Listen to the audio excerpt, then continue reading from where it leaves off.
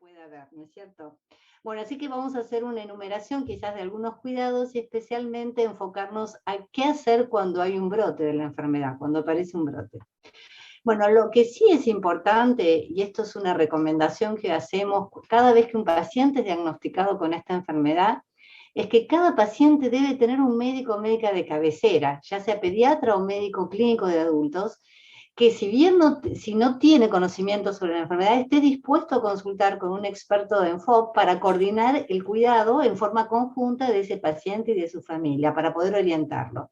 No importa que no esté en la misma ciudad o en la misma región, el asunto es mantener ese contacto con el experto para poder orientarlos y también el médico que sepa un poco más de FOP tenga, digamos, una conexión con el paciente, pero con un diálogo, con un interlocutor que sea médico, que conozca a ese paciente más de cerca. Y otra cosa importante, que una vez diagnosticados los pacientes y sus familias, deben estar informados acerca de la existencia de asociaciones de pacientes en el país de cada uno, o también a nivel internacional, y saber que existe este Consejo Clínico Internacional que nuclea a algunos de los médicos y profesionales, no solo médicos, que tienen un poco más de conocimiento sobre la enfermedad, para poder estar conectados también. Bueno, ¿cuáles son los objetivos del tratamiento que tenemos cuando vemos un paciente con FOP? Sin duda, prevenir los brotes o exacerbaciones de la enfermedad, ¿no? Sabemos que hay brotes que son espontáneos, pero que otros son secundarios o se producen después que haya algún traumatismo o inyecciones intramusculares o biopsias, etcétera. Y tener en cuenta que cada vez que haya que hacer una cirugía, en el caso de que sea realmente necesaria, hay que tener un manejo especial para esa circunstancia para evitar la posibilidad de que hubiese brotes. Y sin duda, y de lo que se va a hablar toda esta mañana, es del cuidado dental. Así que eso sí lo vamos a dejar para la segunda parte de la charla. Y en el manejo de los brotes, manejarlo de la forma estándar que tenemos, de las que vamos a hablar un poquito más en detalle en un ratito. Y sin duda, lo ideal es detener la progresión de la enfermedad. Para esto hay nuevas drogas que están en etapa de experimentación, en protocolos de investigación. Aún si bien no tenemos ninguna que podamos usar en forma, digamos, corriente, pero se está avanzando mucho en en esta etapa, ¿no? De buscar esa droga o esas drogas, o esa combinación de drogas que pueda detener la progresión de la enfermedad. Bueno, ¿cuál es el tratamiento del objetivo de un brote agudo, ¿no?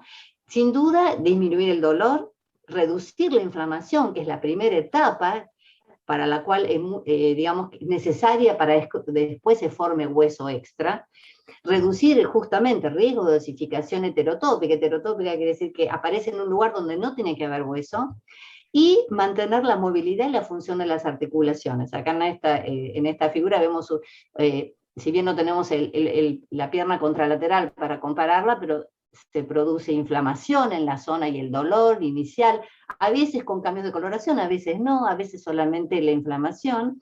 Y también, digamos que los pacientes saben distinguir, como en el caso de esta paciente mía, cuál era el lugar que estaba afectada, que le producía dolor. Bueno, y para esto tenemos algunos tratamientos farmacológicos estándar, digamos, ¿no? Y que fueron divididos en 3 subtipos. Los de clase 1, que son los esteroides, que son los corticoides que disminuyen la inflamación, y los antiinflamatorios no esteroides, que ya vamos a ver en qué caso se puede usar cada uno. Los clase 2 son como, por ejemplo, el Montelukast, que actúa sobre las células, los mastocitos, que están involucrados en la enfermedad, o los bifosfonatos como el pamidronato, el zoledronato, y también el imatinib, que es una medicación que se utiliza para el tratamiento de algunas leucemias. Estos son, digamos, estas medicaciones no tienen una evidencia fuerte de que puedan ayudar a detener la enfermedad, pero en algunos casos de brotes se pueden utilizar. Hay casos descritos que se han utilizado, pero con respuestas diferentes. Y los clase 3 fundamentalmente son justamente los que apuntan a tratar de detener la progresión de la enfermedad y son los que están en estudio actualmente, a través de estudios de investigación. Bueno, ¿Qué nos dicen estas guías? Ustedes saben que este grupo este Consejo Internacional Clínico ha actualizado algunas recomendaciones, la última fue hace muy poco, y esta actualización, basado en la evidencia existente desde el punto de vista científico, nos da una guía importante para tener en cuenta no solo la familia de los pacientes, sino también los médicos de cabecera de los pacientes.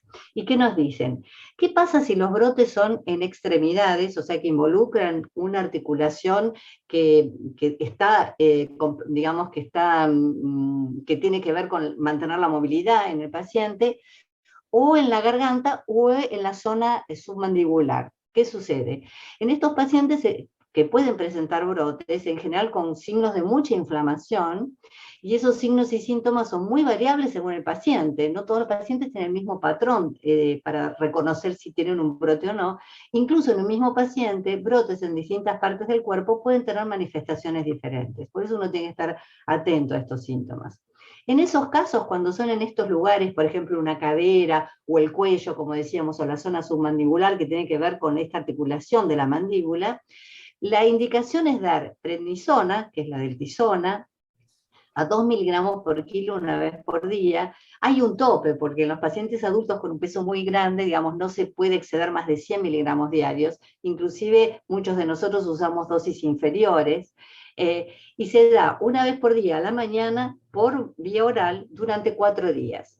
O sea, por cortos periodos, para justo llegar al momento en que se produce la inflamación inicial. Comenzar lo más rápido posible, en cuanto aparecen los signos y síntomas del brote, porque es esa oportunidad, en esa primera ventana donde puede actuar la prednisona, bajando la inflamación. Por eso se le dice que a la prednisona uno siempre tiene que tener la mano, ¿no? Sobre todo para estas emergencias. En algunos casos, el médica podrá indicar administrar corticoides por vía endovenosa en pulsos de acuerdo al lugar del brote y a la gravedad, ¿no? Pero en ese caso tendría que estar hospitalizado y demás. Una cosa importante es evitar el uso de corticoides en lo posible para brotes que se dan en el tronco, o sea, o en la espalda o en el abdomen, donde esos brotes no van a producir eventualmente, si producen formación de hueso, no van a producir limitación a la movilidad. Y es una forma de reservar los corticoides para cuando es realmente necesario. Y es importante saber que los corticoides son útiles en periodos cortos. La prolongación del uso de corticoides lo único que trae son muchos efectos adversos y ya no tanto beneficio para el tratamiento del brote.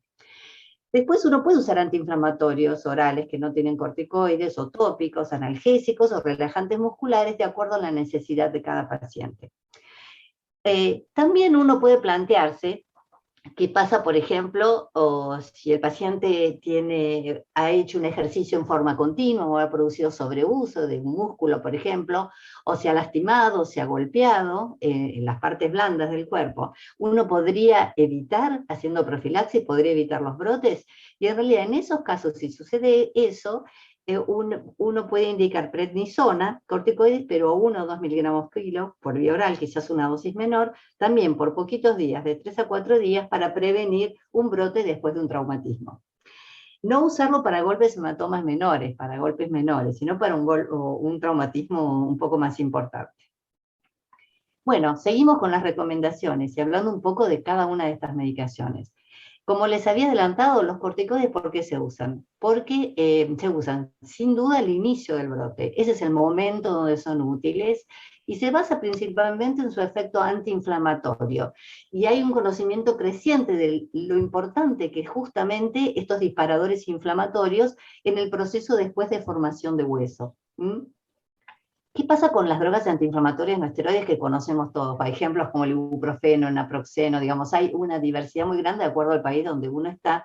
Y estos antiinflamatorios no esteroides son una opción a considerar para el manejo sintomático en brotes en niños adultos con FOP. Cuando se suspende la prednisona, cuando terminan esos 3 o 4 días de uso de corticoides, y si siguen los síntomas, uno puede seguir con un antiinflamatorio no esteroide por un tiempito más prolongado. Y también de acuerdo al tipo de brote, si es un brote menor en la espalda, por ahí directamente, en vez de usar corticoides, usamos directamente antiinflamatorios no esteroides. Ojo, hay que tener en cuenta que el uso crónico de estas medicaciones, de estos antiinflamatorios, tiene efectos adversos en el tubo digestivo. Por eso tenemos que, en general, acompañarlos con protección gástrica. Tampoco hay evidencia que avale que si uno toma en forma continua estos antiinflamatorios, podemos evitar la aparición de brotes. Esto no hay ninguna evidencia de esto. ¿Qué pasa con los relajantes musculares? Que también son digamos, un elemento que podemos usar en algunos casos. Sabemos que las áreas del músculo que están alrededor de la lesión o del lugar donde esté inflamado pueden sufrir cambios metabólicos. ¿Esto qué quiere decir? Que ese músculo que está alrededor de la zona de brote puede tener espasmo muscular y acortamiento de las fibras musculares. Entonces, el uso por periodos breves de relajantes musculares, y hay muchos, ciclobenzaprina, en la Argentina hay cloroxazona, piridinol y baclofeno, pueden colaborar en disminuir ese espasmo muscular y mantener la función de la zona afectada. Esto es especialmente cierto en los brotes que son muy dolorosos, sobre todo en las extremidades inferiores. Hay que prestar mucha atención a las dosis y al tipo de administración. Por ejemplo, las dosis del baclofeno deben disminuirse muy lentamente para evitar efectos adversos, y en el caso de los demás miorelajantes se deben utilizar por periodos muy breves, no más de 2 a 3 semanas, siempre con supervisión médica. Muy bien, hay algunos puntos prácticos en cuanto al manejo de pacientes con FOB. Esta es una lista que figura en las recomendaciones del ICC, pero que podemos hablar de cada uno de estos puntos, podemos hablar todo un día. Por ejemplo, actividades. Por ahí van a surgir estas preguntas y estas dudas durante la discusión que tengamos entre todos. ¿Qué tipo de actividades están permitidas en los pacientes con FOB o no? ¿Qué puede hacerse? ¿Qué no puede hacerse? ¿Con qué, digamos, con qué precauciones? Los tipos de anestesia que se deben usar, audición, qué pasa con algunos pacientes que tienen hipoacusia, cómo hacer los controles. Acá hoy prácticamente nos abocamos un poco a qué manejo hacer con los brotes o exacerbaciones, de acuerdo al lugar donde están, qué medicaciones utilizar, cómo hacer la profilaxis de las caídas. También sabemos que los pacientes con FOB tienen más prevalencia de hacer cálculos renales, qué comportamiento tenemos que hacer frente a cirugías que son necesarias, el cuidado dental, como vamos a hablar en un ratito. ¿Qué pasa con el dolor crónico? El dolor, cuando el dolor es neuropático, cuando tiene que ver con el sistema nervioso, con fibras que por ahí quedan atrapadas en las lesiones óseas, o dolor neuropático a nivel central, sistema nervioso central. ¿Qué pasa en caso de embarazo en los pacientes con FOB? ¿Qué pasa con las escoliosis, con las actividades escolares, con las fracturas? No solo fracturas del esqueleto normal, sino fracturas de las zonas de hueso heterotópico, que también pueden producir dolor. ¿Qué pasa con aspectos gastrointestinales, con la inflamación de los miembros y la producción del linfedema, cuando hay poca movilidad en los miembros inferiores? La nutrición, la terapia ocupacional, el aspecto respiratorio, la salud mental. No debemos olvidarnos que en cada paciente el hecho de tener una enfermedad crónica, cualquiera sea, pero en particular en FOB, puede tener efectos a nivel emocional, a nivel digamos, de distintos niveles de presión en algunos momentos. Las úlceras de apoyo y todo lo referente a vacunas, donde ya también hemos hablado. O sea que yo creo que con este es una lista de puntos que realmente se puede tomar en cada punto, digamos, toda una mañana o más. Bueno, yo acá me quise enumerar, y esto es absolutamente mi opinión, me hago responsable de esto, es lo que yo recomendaría y lo que yo hago con mis pacientes, qué tipo de controles clínicos hacerles, ¿no? Cuando uno conoce a un paciente con FOB, qué cosas uno tiene que tener en cuenta y que tiene que repetir en forma regular para ver cómo es su salud general. Sin duda, un examen físico regular, donde uno tiene aspectos no solo de movilidad, sino también de auscultación, la evaluación pulmonar, hacer preguntas sobre cómo está digamos, la alimentación, el crecimiento. Y también hay una forma muy específica que tenemos de evaluación de la movilidad articular, de las que le voy a hablar en un ratito, que se llama CAGIS, que es una escala para ver en forma rápida cómo es la movilidad y cómo va evolucionando en el tiempo. Sin duda los estudios funcionales respiratorios, el examen cardiológico también, tanto electrocardiogramas como ecocardiogramas, audiometría para evaluar esto si llega a haber algún grado de disminución de la audición, cada tanto hacer evaluación de imágenes de áreas de osificación en caso de que los pacientes ya tengan más brotes o que tengan disminución de la movilidad, Laboratorio de acuerdo a la necesidad de cada paciente, porque se ha visto que a pesar de que esta es una enfermedad que altera, digamos, digamos que tiene que ver con la formación de hueso, no hay ningún biomarcador, ningún análisis de laboratorio que nos esté hablando de que haya una alteración en el metabolismo del hueso. En general están normales, o sea que tampoco hay algo distintivo del laboratorio a nivel, digamos, clínico que nos pueda ayudar. Y sin duda, los controles dentales periódicos. Por eso les comentaba lo de esta escala del CAGIS. El CAGIS es una escala que se desarrolló en Estados Unidos por expertos en FOP, que es una forma muy fácil de ver en forma acumulativa la cantidad de articulaciones que están comprometidas en cuanto a su movilidad. Aquí es una planillita que usamos y tiene una graduación de 0 cuando la articulación se mueve normalmente, 1 cuando está afectada sobre un 10%, y cuando es más de un 10% se le pone el numerito 2. Y se toman distintas zonas del cuerpo. Se empieza por el cuello, por digamos, el tronco, la mandíbula, que es muy importante, y después todo el resto de las articulaciones. Esto se hace muy fácilmente en consultorio y cada vez que uno ve al paciente puede hacer esta escala. Es muy fácil para entrenarse en esta escala y ver evolutivamente si hay pérdida o no de la función o hay mejoría de la función de la movilidad. Les decía los estudios funcionales respiratorios. Sabemos que los pacientes con FOP pueden inicialmente, sobre todo desde el inicio, compromiso de la caja torácica por formación de hueso ectópico. Y en ese caso es importante mantener una buena respiración y también, digamos, hacer un control cada 6 meses o una vez por año con estudios funcionales respiratorios para estar seguros de que esa restricción del tórax no avance y poder hacer prevención también de infecciones respiratorias, tan importante. Y en cuanto al examen cardiológico, hay un estudio reciente liderado por el doctor Xiao de San Francisco, donde hemos visto que algunos pacientes, sobre todo los más chicos, pueden tener alteraciones del ritmo cardíaco, por eso es importante hacer electrocardiograma y también ecocardiogramas. O sea que esto, si bien no era tan conocido inicialmente, parece un aspecto que también tenemos que mirar con cuidado. Y sin duda los controles auditivos. Eso también es bueno hacerlo una vez por año, porque a veces es un déficit muy pequeño, pero uno puede saber de qué parte del oído es, si es el oído interno, si es el oído medio, y por ahí tomar alguna conducta para mejorar la audición. Y también, como les decía, la evaluación de la progresión de las osificaciones. Sabemos que tampoco queremos hacer radiografías cuando no son necesarias, porque debemos proteger de la radiación a nuestros pacientes, pero muchas veces son placas simples para ver después de un brote si hubo o no osificación, se puede hacer resonancias y sobre todo tomografías computadas que nos han dado más evidencia para cuantificar la cantidad de hueso extra que tiene cada paciente y para evaluar también el grado de escoliosis, ¿no? de desviación de la columna. Y también para determinar la aparición de osteocondromas, que son tumores benignos que pueden darse en la población general, pero también son muy frecuentes en los pacientes con FOP.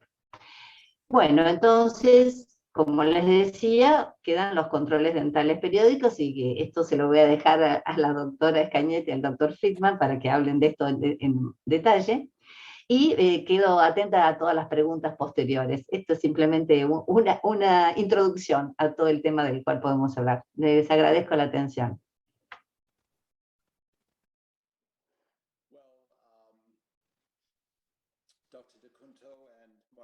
Doctora De Cunto, Moira, muchas gracias por invitarme a mí y a Gabriela para hablarles sobre los problemas dentales vinculados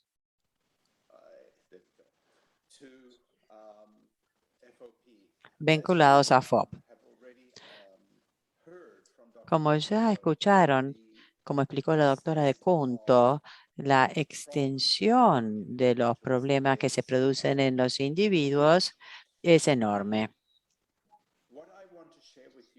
Lo que quiero compartir con ustedes hoy y lo que la doctora Escañet quiere compartir con ustedes hoy es principalmente algunos de los problemas dentarios que yo he observado en los últimos años. A medida que vienen a consultar conmigo, los individuos traen diversos tipos de problemas. Entonces yo quiero enfatizar la importancia del cuidado y la atención dentaria. Con tantos problemas que se producen en los individuos, muchas veces la cavidad oral, los problemas dentales se ignoran. Se ignoran mucho tiempo y esto después a largo plazo tiene un costo altísimo para los individuos. Entonces, quiero enfatizar algunos de los problemas que se producen cuando se ignora mucho tiempo el cuidado y la salud oral. Entonces, cuando la doctora Scagnet hable de prevención, van a entender bien qué es lo que es importante. De entrada, quiero decir, por supuesto, que todo lo que voy a presentar es mi opinión personal, se basa en mi experiencia de trabajo y de consultas en muchas de las reuniones familiares. No pertenezco a ningún equipo de investigación y aunque soy miembro de la ICC, esta presentación no es la opinión del Consejo Internacional ni ninguna otra organización a la cual pueda pertenecer. Creo que para la doctora Scagnet aplica lo mismo. Como la doctora de Cunto ya explicó, existen muchísimos problemas diferentes que ocurren en relación a los individuos que tienen que ver con la estructura corporal y con la función, capacidad funcional. Y el área oral no es inmune a todo esto. O sea que existen problemas que tienen que ver con capacidad de autoayuda. Por ejemplo, debido a problemas funcionales con poder flexionar una articulación, no pueden mantener su higiene oral. Después, otros temas específicos que son de la dentición en sí y después la infección. ¿Y qué hace la infección crónica a largo plazo con respecto a tener un episodio de FOP? También, como identificó la doctora de Kunte, puede haber problemas con la vía aérea a medida que la vía aérea o que el pulmón están impactados por FOP con el tiempo. Esto va a afectar la forma en que las personas respiran. Y después salir al dentista, bueno, las guías recomiendan varias recomendaciones para mantener la observación y para identificar si existe un problema funcional en la vía aérea. Una de las cosas que examinamos al evaluar la salud oral o los aspectos dentales del individuo son, primero, la apertura, el nivel de apertura bucal que logran o que tienen. Es un hallazgo básico, es una cosa que hay que controlar de rutina. Y si la apertura máxima está disminuida, hay que hacerle saber esto a el médico de familia o el experto de FOB del paciente para que sepan que puede haber un problema a este nivel. También la movilidad del cuello la evaluamos. Si hay estrechez en los músculos del cuello, es más difícil hacer el examen. Afecta la postura. La postura afecta la deglución. Si todos toman un minutito e inclinan hacia adelante la cabeza y tragan, y después pongan la cabeza para atrás y traguen, y vean si encuentran una diferencia entre una u otra posición. O sea que el patrón de la deglución puede verse impactado por la constricción dentro del esqueleto. Cuando tragamos de manera diferente y la verdad es que tragamos muchas veces por día. Eso puede generar fatiga muscular y la fatiga muscular per se puede ser un gatillo para un brote de FOB. Entonces, estos son algunos de los temas que tenemos que analizar. La oxigenación, la cantidad de oxigenación que puede producir el pulmón. El dentista puede evaluar esto cada vez que ustedes vienen a la consulta. Entonces, la salud oral está vinculada de manera inseparable del bienestar físico, emocional y psicológico de las personas. Así que es muy, muy importante. Por lo tanto, no ignorar el concepto de salud oral en las personas que tienen esta enfermedad.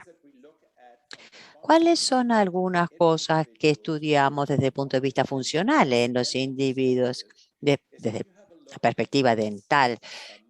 Si miren estos modelos, por ejemplo, el espacio entre los dientes superiores e inferiores. En muchos casos de FOP, acá se busca un espacio importante acá, o una sobremordida, porque si se produce anquilosis o fusión completa de la articulación temporomandibular, esto les permite alimentarse un poco mejor. Por eso es importante que si se da esto, que no se haga tratamiento ortodóntico para realinear estos dientes. Mucha gente lo querría así, pero en el caso de FOP no se recomienda hacerlo. También estudiamos hasta qué punto están cubiertos por los dientes superiores, los inferiores, el número, y después el agrupamiento también cuando se juntan mucho entre sí. Miren este ejemplo, esta imagen. Esto puede afectar la capacidad de tragar de este paciente. Pueden ver que hay constricción del arco superior y la lengua entonces no puede subir al paladar y tiene que hacer otras cosas las lenguas. Y si esto se complica además con una estrechez a nivel del cuello, se torna en un problema mayor aún. También hay individuos, como mostró la doctora de Cunto, que pueden tener anquilosis completa o fusión de la articulación temporomandibular, donde no tienen la posibilidad de abrir la boca en absoluto. Por suerte, en el paciente joven esto no se da tan a menudo, aunque tengo algunos pacientes de 3 o 4 años de edad que tienen cierre completo, pero es raro. Y es en general algo que se observa más tarde en la vida. Quiero hablar sobre algunos de los problemas comunes que me traen en relación a la salud oral y a lo odontológico. Acá hay un caso. Este individuo no tiene caries, vino a ver al dentista, pero lo que tiene es, miren, agrupamiento, muchos dientes de leche que no ha perdido y que tienen que extraerse. Ahora, ¿esto se puede hacer en el consultorio del dentista o hace falta ir a un centro de cirugía o a un hospital? Bueno, depende mucho del individuo y depende mucho de la movilidad que tengan, cuánta apertura de la boca tienen. Pero con frecuencia esto se puede realizar también con algunas inyecciones especiales. Hay algunas inyecciones que están completamente prohibidas en los casos de individuos con FOP. Y por eso es tan importante que el dentista consultado esté en contacto con o un experto o también asegúrense que cuando llevan a su hijo al dentista, que lleven las guías con ustedes a las cuales hizo referencia la doctora de Cunto. Acá muestro otro ejemplo de lo que llamamos una dentición mixta. Es un adolescente en adolescencia temprana, miren, muchos dientes de leche y van a tener que extraerse porque no se caen solos y de no sacarse causan inflamación e infección crónica. Y esto hay que prevenirlo lo más posible. Entonces, estas son algunas de las cosas por las cuales siempre me preguntan, ¿qué hacemos, cómo lo hacemos y cuándo lo hacemos? Acá otra situación. Ya expliqué que, por ejemplo, este es un dentista que está en Ushuaia, en el sur, extremo sur de la Argentina, y el la mamá no estaba segura si el dentista sabía lo que se podía hacer para este caso en particular. Y pueden ver en estas placas que hay caries. Ahora, se puede trabajar con estas caries. ¿Pueden ser tratadas? Sí, por cierto que se pueden tratar. Sin embargo, idealmente, y esto lo enfatizo muy mucho, lo importante es que no hay que dejar que se desarrollen las caries, porque no queremos tener que tratar, porque si hay que tratar, no tenemos la posibilidad de dar ciertos anestésicos y entonces, en última instancia, la prevención es la mejor forma de manejo y no el tratamiento en sí. Por supuesto que si hay que tratar hay posibilidades, pero preferiríamos no tener que tratar. Entonces, nuevamente, estas son todas cosas que evaluamos en el tiempo. En el paciente muy pequeño, ¿se producen problemas? Sí, por cierto, puede haber esmalte pobre. Miren acá, pueden haber algunos que hacen rechinamiento y eso lleva a la formación de abscesos. Yo estoy trabajando con un paciente en Brasil y estamos tratando de ver si el rechinamiento constante de los dientes puede o no tener impacto sobre el desarrollo del nervio dentario o si tiene que ver con el gen de FOP en sí. Esto no se sabe, pero tenemos que evaluar estas cosas. Y hay muchos puntos que todavía no sabemos, pero lo que queremos es minimizar este tipo de respuesta. Y cuanto antes consultan al dentista, mejor va a ser.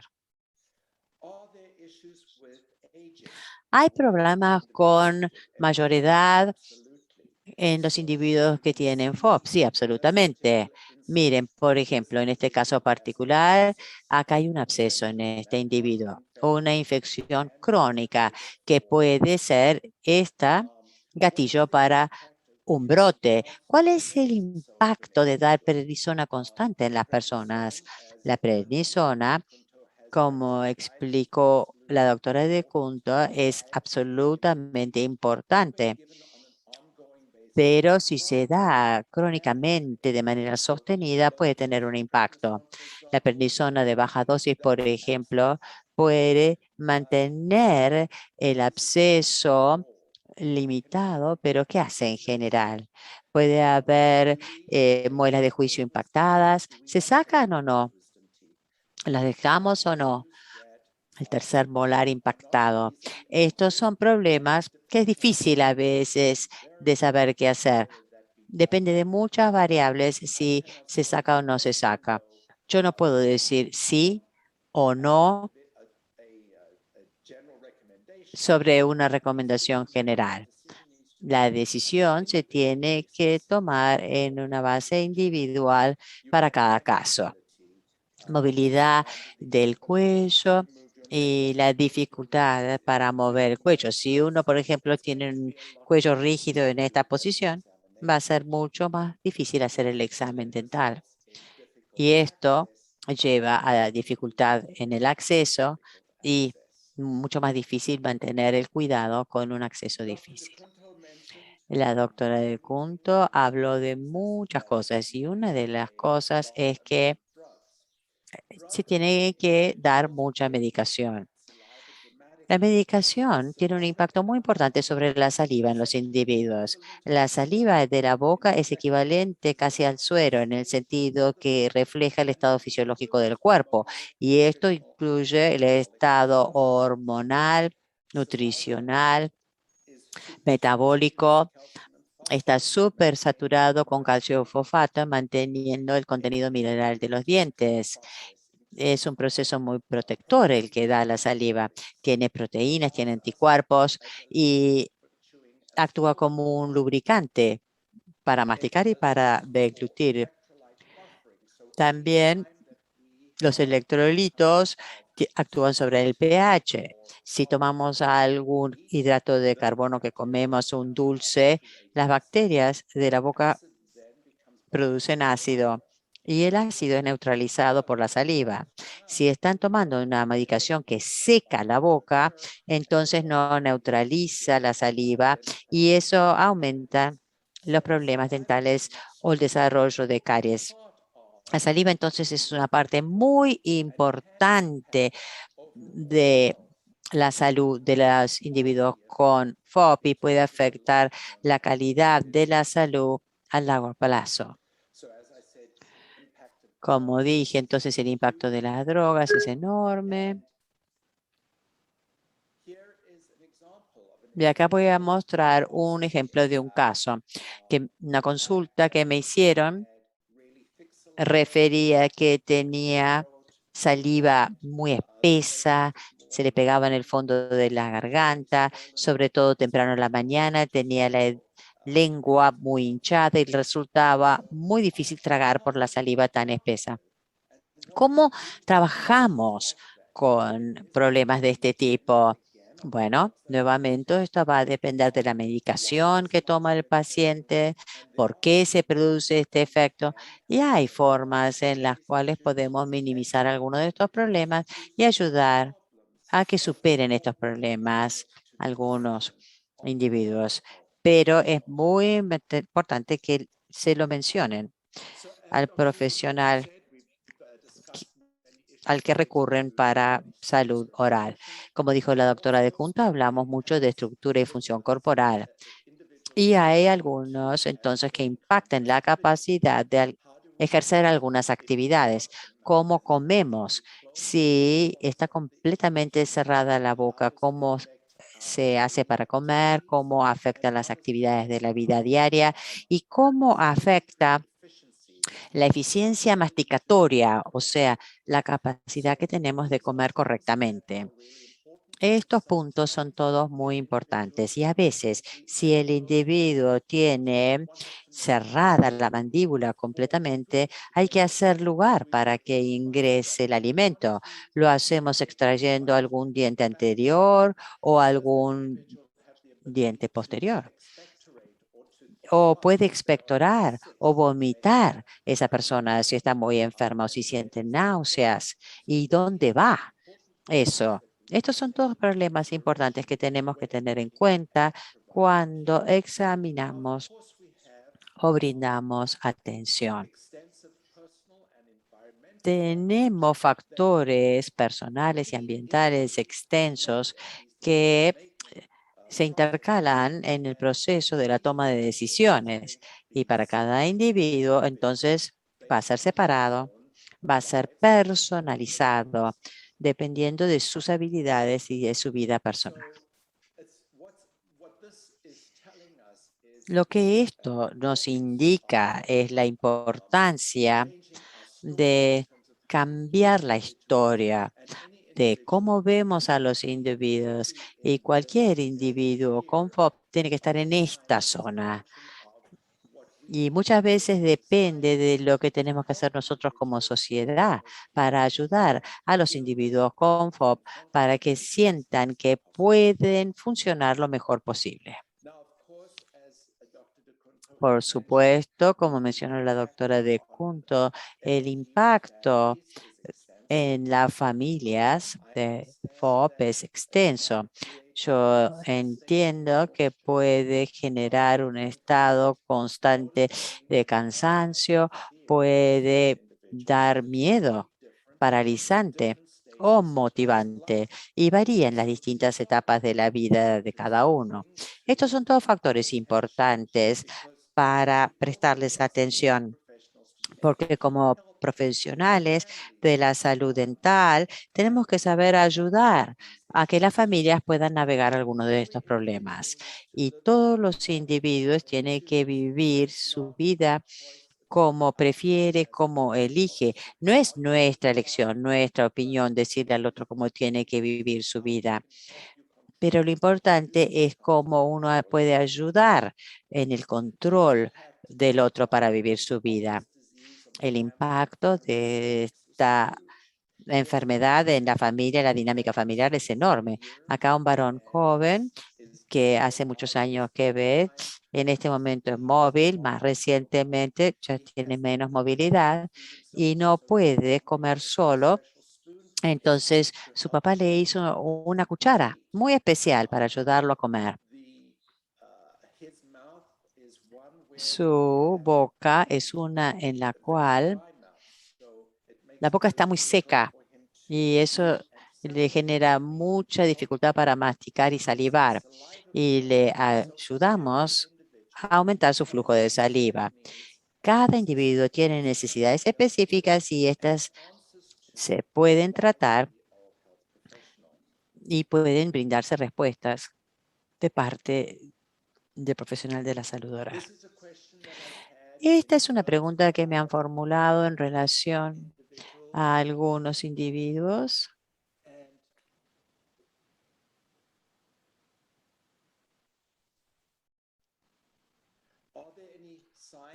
Si hay signos o síntomas con respecto al timing ideal, al momento para dar alimentación enteral, si hay una mandíbula anquilosada. Bueno, esto hay que individualizarlo. Depende de la capacidad o la dificultad que tienen para deglutir. Depende también de su ingesta nutricional, si son capaces de recibir la nutrición que necesitan, dependiendo de la extensión de la anquilosis o de cuál es la condición en cada individuo en particular. A mayor salud oral con el tiempo, mayor será la posibilidad de brindarle buena atención. Si no hay buena salud oral, se hace más difícil también prestar la atención que uno necesita. Ahora voy a pasarle la palabra a la doctora Skagnet con las próximas diapositivas para que ella haga referencia más específica en relación a los problemas en la región, en Latinoamérica. Gabriela. Thank you, Clive. Bueno, I will talk in Spanish. La Voy a idea hablar es en español. por la región latinoamericana y nuestras características específicas de la falta de accesibilidad que tenemos en muchos casos a profesionales que estén absolutamente preparados o que estén comprometidos con lo que tenga que ver con estos pacientes con FOP. Y bueno, siempre hay un tema que tiene que ver con la odontología y que son los costos y que si la salud pública, que realmente es lo que yo creo que debe realizar, se hace cargo de muchas de las cuestiones de procedimientos odontológicos, y debería ser así, pero también nosotros en nuestro país tenemos 3 tipos de sistemas de salud, por lo cual también formar equipos en toda la actividad de seguros sociales y a nivel privados, es nuestra misión también colaborar en la formación, pero también colaborar en cómo podíamos solucionar este tipo de problemas que normalmente se nos presentan en Latinoamérica, ¿no? Por ejemplo, bueno, es limitado también en distintos países de otros continentes, ¿no? En Canadá, como bien lo dice, ese es el estado, y es a veces limitado. Entonces, es necesario un proveedor, sí, y el tema de la formación de equipos, porque la atención de estos pacientes y de estas personas que tienen un gran número de sistemas en su organismo afectados, nosotros no podemos atender si no hacemos este trabajo interdisciplinario en equipo. Entonces es muy importante que el sistema dé un apoyo a estas personas que tienen estas características. If you can, si me pasas the next one. Do you want to add anything, Clive?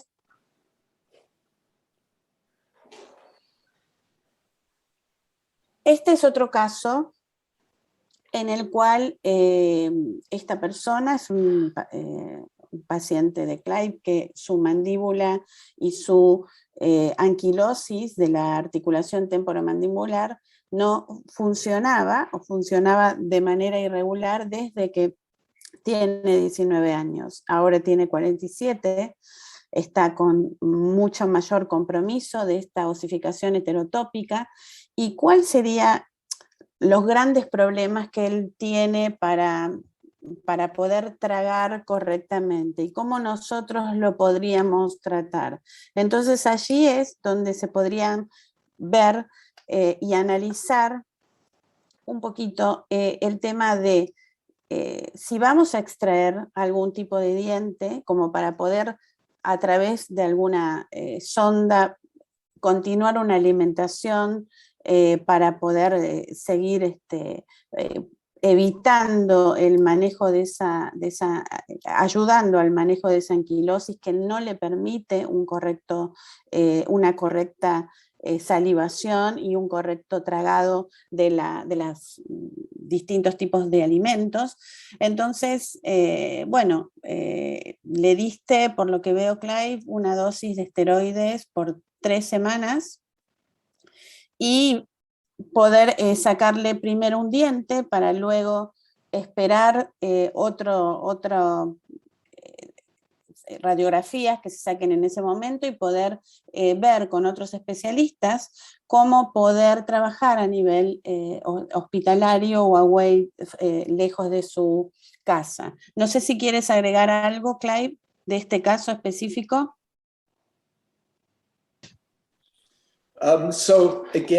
Bueno, nuevamente, el tema acá es que vive lejos del hospital y necesitaba una extracción dentaria gradual. Entonces la pregunta era si lo mejor era internarlo y hacer todo en una sola sesión al mismo tiempo para permitirlo tener atención mejor a largo plazo. Entonces, este es un problema que hay que individualizar y resolver, que es muy importante. Entonces, quiero alertar a todos los que están escuchando sobre el siguiente punto, que es la relación riesgo-beneficio del tratamiento que vamos a realizar. Y quiero hablar sobre el impacto de la pandemia por COVID en cuanto a la atención en salud. Lo que quiero resaltar aquí entonces, el doctor Kaplan siempre hace referencia a que, o por lo menos antes, ¿no? Él decía que no queremos despertar al oso que duerme. ¿Quién es el oso que duerme? ¿Es la acción del brote o cuando empieza a funcionar el gen? Ese es el momento del despertar del oso. Entonces, tenemos que minimizar despertar el oso con cualquier intervención. Y yo pienso entonces que es una analogía válida. Si alguno conoce el oso polar, la verdad que al oso polar mejor no despertarlo porque es un animal bastante violento. O sea, cuando duermen se los ve amorosos, pero en el despertar no son tan amorosos. Y si miramos de la misma manera el gen de FOB, me parece que esto es así. El impacto entonces de la pandemia es muy extenso con respecto a si se pueden o no vacunar, si pueden viajar o no con el confinamiento, si hay mucho mayor aislamiento de las personas, atención hospitalaria. Yo en Ottawa he tenido un paciente y Gabriela habló del tema del acceso a la atención en salud. Incluso en Canadá tenemos problemas con acceso a salud. Tengo un paciente en Ottawa que tuvieron que pasar 18 meses antes de que lo pudiéramos ver. Y para internarlo hay una lista de espera de 3 años para poderlo atender. Y entonces toma prednisona permanente y antibióticos y eso no es la mejor de los tratamientos para una persona. Así que tenemos que trabajar con estos problemas, pero a veces es alarmante y no siempre es en el mejor interés a largo plazo de algunos individuos. En el riesgo-beneficio en esta relación, muchas veces me preguntan si hay anquilosis, ¿se puede resecar la osificación heterotópica para generar mayor apertura mandibular? Y si eso va o no a mejorar la calidad de vida del individuo. Este fue un estudio que se hizo en Holanda, donde intentaron justamente hacer eso. Y en última instancia, este individuo tuvo mayor apertura de 1 o 2 milímetros después de cirugía. O sea que no es suficiente evidencia para mostrar de que hay que hacer algo de este tipo. Y hasta que no tengamos drogas que puedan prevenir realmente la osificación heterotópica, esto, la verdad que no se recomienda hacer esto para nada. Acá muestro unas pocas diapositivas sobre la importancia de cuando hay disfunción articular o pérdida de flexibilidad por zonas fusionadas. Muy importante apoyar el cuerpo apropiadamente para ayudar que el paciente funcionen mejor dentro del ambiente del consultorio de odontología. Miren acá los almohadones especiales que le permiten a este individuo estar sentadito más cómodo en el consultorio.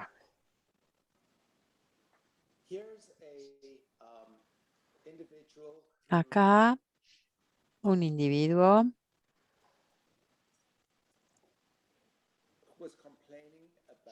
que se quejaba de presión en la garganta, que pensó que era un brote y pensó que tenía pegado algo en la garganta. Entonces, como tenía cerrada la mandíbula, los papás le medían oximetría a diario a la mamá, pero cuando estaba acostado le preocupaba mucho porque le costaba respirar, sentía que algo le oprimía la garganta. Estas son muchas de las preguntas que se me hacen muchas veces con respecto a los pacientes. Idealmente, quiero hacerles entonces recordar a todos, yo prefiero que no se den este tipo de problemas. Ahora, si se dan, el tipo de intervención que hay que hacer es mucho más compleja. Entonces, todo lo que pueda ayudar es importante. Y voy a dejar que la doctora Scaniel hable de esto porque yo creo que ella puede identificar la importancia de traer toda la información posible a la consulta de cualquier especialidad y juntar toda esa información también. Bueno, ok.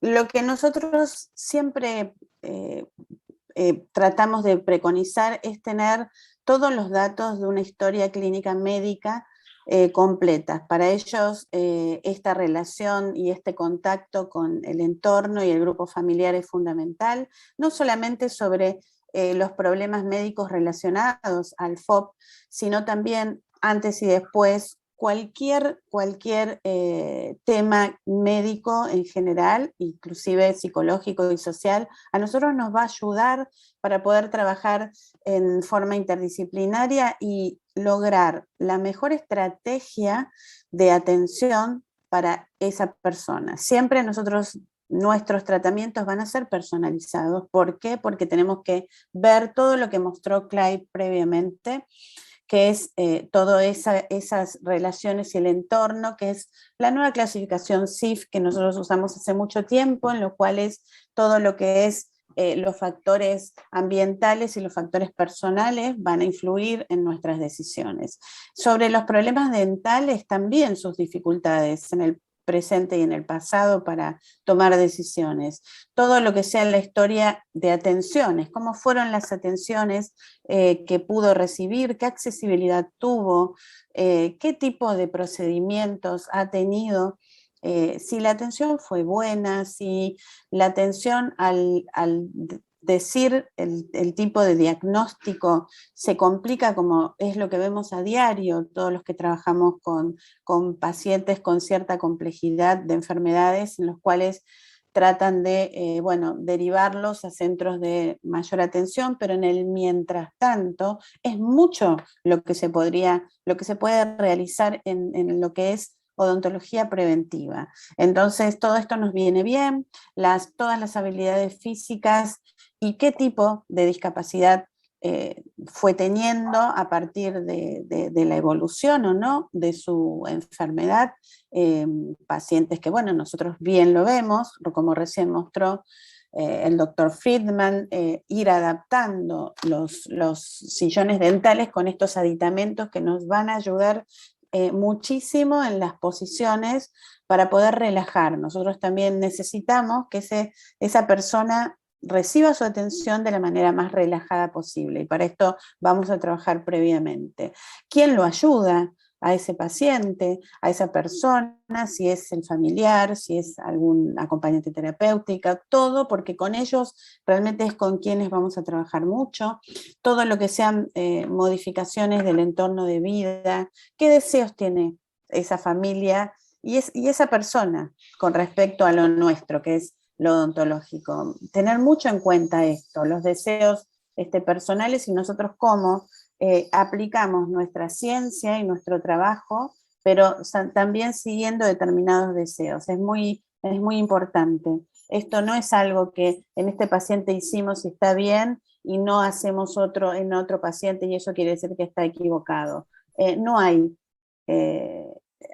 un tratamiento protocolizado exacto para todos los pacientes. Nosotros nos vamos a poder tratar de hacer estrategias específicas para ese paciente que vamos a tener enfrente, ¿no?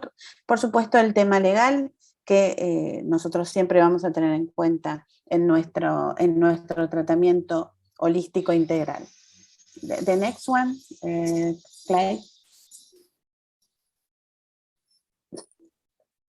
Bueno, y aquí sobre también, cuando hacemos tratamientos, vamos a tener muy en cuenta cuál es el manejo de riesgos cuando estamos haciendo de ellos. Por ejemplo, la presión que vamos a aplicar en estos pacientes. Nosotros tenemos que evitar, como bien dijo, despertar a la fiera, ¿no?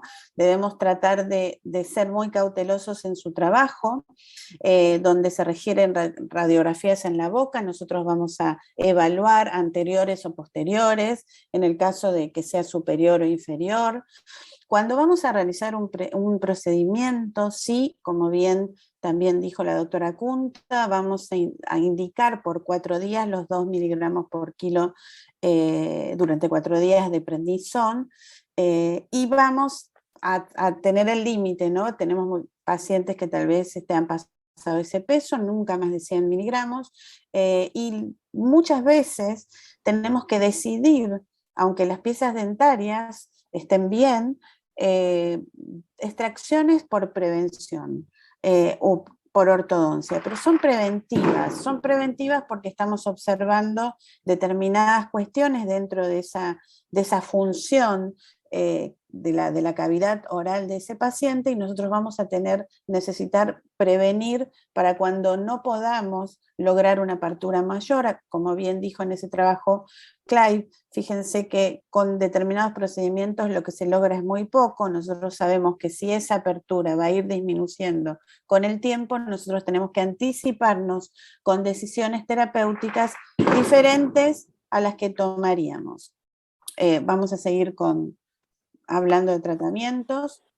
Y aquí, como tratamientos, siempre preguntan, ¿es posible un tratamiento sin torno, con todos los miedos que provocan un instrumento que se usa y que se ha usado mucho más en el pasado, pero que por suerte hace muchos años y con mucha evidencia científica, nosotros ya trabajamos con tratamientos atraumáticos, de rehabilitación y de restauración atraumática, las técnicas ART, o TRA aquí en español, que significa el trabajo manual con determinados materiales como cucharillas para hacer la eliminación de las lesiones de caries y luego colocarles pastas y de restauración que son realmente muy resistentes y que tienen además agregados componentes de flúor, y que eso nos va a ayudar a mantener una boca en salud sin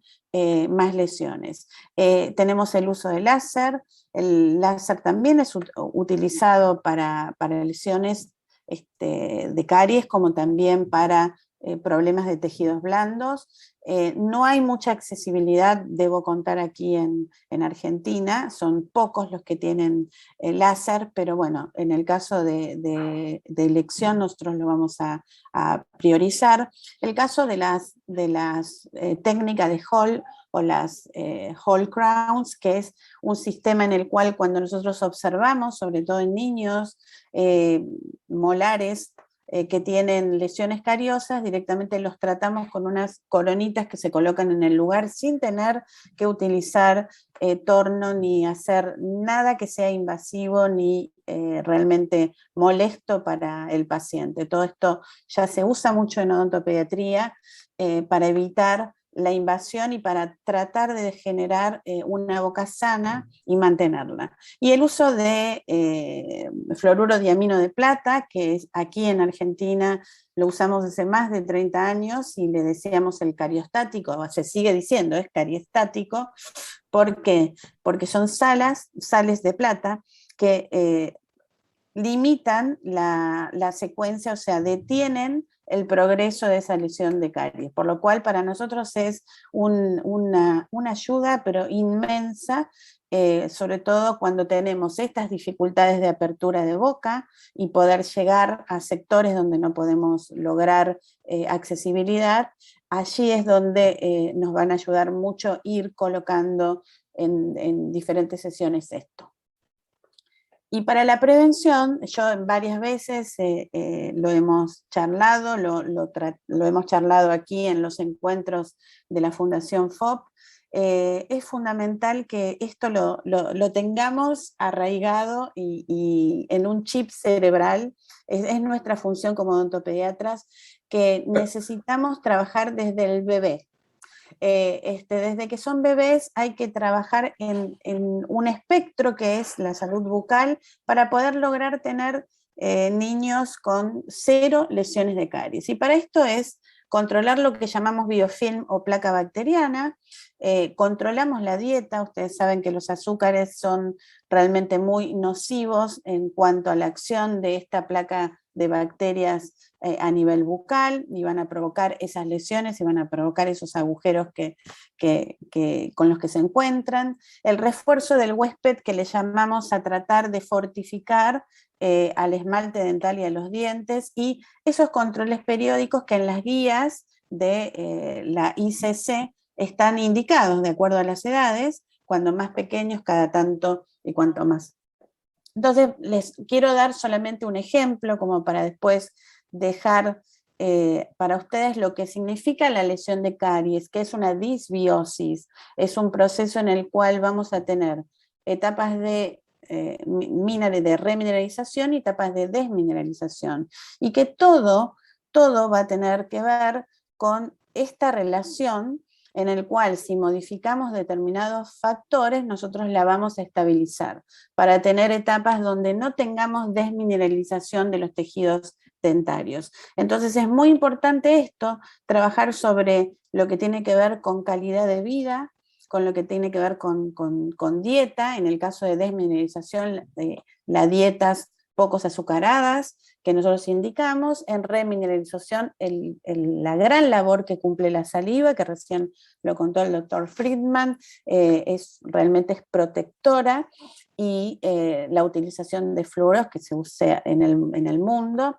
y modificar factores como el estilo de vida. Esto, si nosotros empezamos a trabajar desde pequeños, toda la familia, vamos a lograr que, si bien el problema con FOC aparezca de alguna manera la poca apertura bucal o el problema con las articulaciones temporomandibulares, no estamos agregando más problemas que realmente traen dolores, traen molestias, traen abscesos, como bien Clive explicó recién. Pasamos a la siguiente. Esto es para explicarles el proceso. Y bueno, nosotros podemos ver a una persona si realmente hace un cepillado correcto o no, que es con distintos geles cuando van a los consultorios, donde nosotros identificamos la placa, que es esa película que se adhiere, pero es casi invisible, pero hay nueva y antigua, y este es un elemento, es uno de los geles mejores que están en el mercado, porque podemos diferenciar cuál es la muy vieja, en la cual sabemos que el cepillado no fue tan correcto hace bastante tiempo, y cuál es la nueva. Eso es importante porque cuando visualizamos y cuando le mostramos a las personas es bárbaro ver en qué lugar tienen que detenerse para hacer el cepillado. Y ahora hablemos un poquito de cómo mejorar las estrategias para el control de placa. Y para lo mecor que hay para eliminar y no tener problemas de lesiones de caries es el control mecánico, y el control mecánico es el cepillado dental, es el barrido permanente, ¿no es cierto? Después agregaremos los geles, los dentífricos, los buches, etc. Pero lo más importante es ese barrido, y como ven, puede haber muchísimos sistemas, ¿no? Estos cepillos. Fíjense cómo cuando empezamos a tener problemas de movilidad o de motricidad, se pueden hacer mangos más gruesos. Hoy en día hay mucha cantidad de cepillos con mangos, se pueden hacer personalmente, y podemos hacer un control químico que nos va a ayudar, que tiene que ver con el uso de sustancias como clorexidin, triclosal y xilitol. En el clorexidin, por ejemplo, tenemos este tipo que es un antibacterial, que después del cepillado se coloca, y lo vamos a colocar, y lo bueno que tiene, está aquí en Argentina, el Bucogel, que tiene como tiene un sistema con pico, y es coloreado, por lo cual cuando nosotros esto lo explicamos a mamás de niños pequeños, somos bien asertivos en el lugar donde pedimos que se coloque, ¿no? Y los buches, que bueno, en muchos casos no se pueden hacer, pero los vamos a realizar con mojar el cepillo y colocarlo. No tenemos Happy Mouse, Clive, yo lo he visto que lo tienen ustedes, sí. Pasamos a ver cómo podemos seleccionar cepillos, siempre si estamos asesorados. Por eso es importante ver al odontólogo, que esté aceptado. Hay muchos tipos de cepillos, hay que ver a esa persona cuál necesita. Mínimo pedimos 3 veces, con colaboración en muchos casos, ¿no? Porque en muchos casos en donde no pueden realizar el cepillado, sobre todo cuando son chiquitos, lo permiten perfectamente, pero es necesario ver cómo colaborar. Y los cepillos eléctricos siempre con el cuidado de la presión, pero son utilizados. Y el cepillo sónico, que es el que a mí personalmente es el que más me gusta, sí ya lo tenemos aquí en Argentina, que son 12.000 vibraciones muy, muy, muy lentas, y colaboran mucho, y estos cabezales que tienen ahí se van cambiando, por lo cual es muy duradero y es muy recomendable. A ver si queda alguna otro slide, Clive, no recuerdo si hablábamos sí, mostrábamos cómo. Sí, lo tenemos aquí, es muy práctico porque abarca las 3 caras del diente. Podemos modificar para permitir que las personas puedan. Aquí están los eléctricos, también se le pueden poner, usar el hilo dental, es algo que no está siempre muy arraigado a que lo hagan, pero bueno, en el caso de poca apertura y en el caso tenemos que ser creativos en cuanto a buscar formas. Y fíjense que que son estas horquetas se consiguen en todos lados actualmente, y fue la manera en donde más logramos convencer a los adolescentes para que comiencen a utilizar el hilo dental. Otros cepillos, aquí estos no están, pero me gusta muchísimo cómo penetran en la parte de gingival, y eso hacen una eliminación de placa en la zona de encía muy importante. Distintas formas que van a ser algo de alguna utilidad para mejorar la higiene oral.